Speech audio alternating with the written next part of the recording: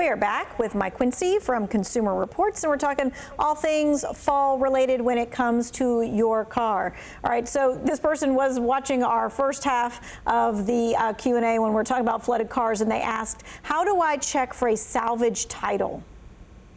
Well, you have to know what your state's laws are, and there's going to be a website, either with a state website or just you would Google, how do I read a car's title? And that will give you a rundown on what states mandate the word salvage or title or rebuilt.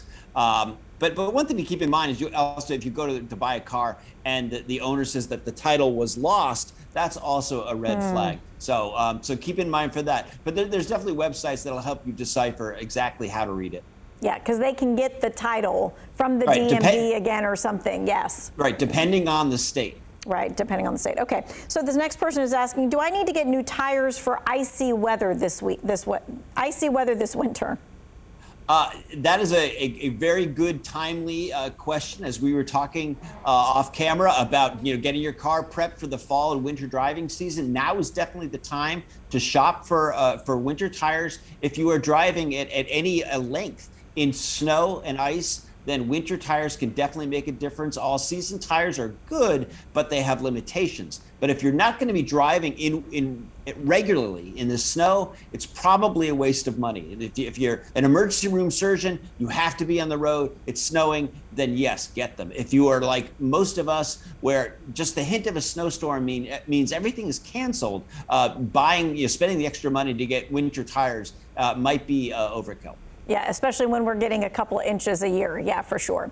Okay, we want to know about our tire pressure because it's been dipping the last 2 days. And so you're saying that a lot of people are probably seeing their tire pressure light come on. Right. The more modern cars out there in your audience will have this thing called a tire pressure monitoring system. And when the outside temperature gets cold, your tires lose pressure. And so those little lights will pop on. And so it's a good reminder to definitely check your tire pressure, check it at least on a monthly basis. But again, a lot of people are going to see these lights pop on when it gets cold, and also do an inspection of your tires. If the grooves are worn down, you put George Washington's the quarter in the top of the tread. You can see the top of his head. Definitely time to get new tires. Okay, let's talk about headlights as we're heading into fall. It's getting darker earlier and all that jazz. So a lot of times when cars are sitting outside, say you don't have a garage and the summer sun has been beating on the front of your car for years and years, the headlight covers will get dim and cloudy. There are headlight restoration kits out there, maybe about $22. Little elbow grease can make a huge difference in your nighttime driving.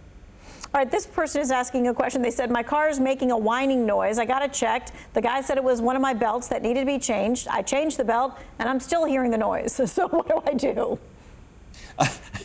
Find another mechanic. A whining belt can be a number of things. It can be just the belt needs to be replaced. There's more than one belt usually in cars. There's certain belts that are going to run the compressor for your air conditioning system.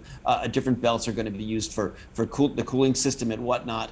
So if you're still getting that whining sound, it sounds like it hasn't been fixed yet. So I mean, dare I say, you might even take it back to the dealer, depending how old the car is. The car's not that old, the car's under warranty, definitely take it back to the dealer or ask friends and neighbors for a good recommendation of a mechanic. And so what about cleaning our car for the fall? I mean, is this the time when we need to be waxing our car? I don't know what waxing season is.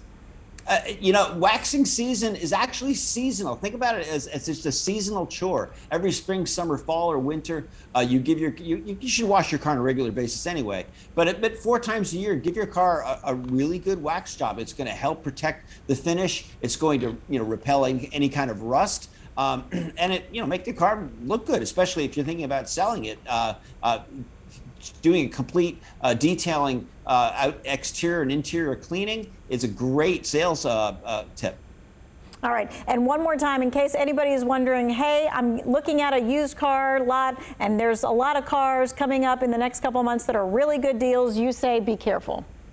Well, yeah, I mean, really, I hate to repeat myself, but if it sounds too good to be true, it probably is. I mean, if you've got a great aunt in the neighboring town and she literally only drives her car, twice a week to the grocery store and to church on Sunday, and it's got really low miles and it's been well taken care of, and she'll give you a great deal, that's a great deal. But going to a used car lot and they've got a whole bunch of almost new cars and they're really cheap.